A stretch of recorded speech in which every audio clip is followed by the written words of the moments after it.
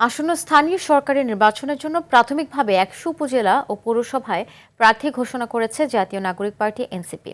বিকেলে এনসিপির অস্থায়ী কার্যালয়ে এক সংবাদে দলটির মুখ্য সংগঠক সার্জিস আলম প্রার্থীদের নাম ঘোষণা করেন। তিনি বলেন, ফ্যাসিস্ট ও দুর্নীতির সঙ্গে সম্পৃক্ত না থাকলে অন্য দলের কেউ এনসিপির পৌর মেয়র ও উপজেলা চেয়ারম্যান পদে প্রার্থী হতে আবেদন করতে পারবেন। সার্জিস আলম জানান, জাতীয় নির্বাচনে জোট হলেও স্থানীয় সরকার নির্বাচনে এককভাবে নির্বাচনের প্রস্তুতি নেওয়া হচ্ছে।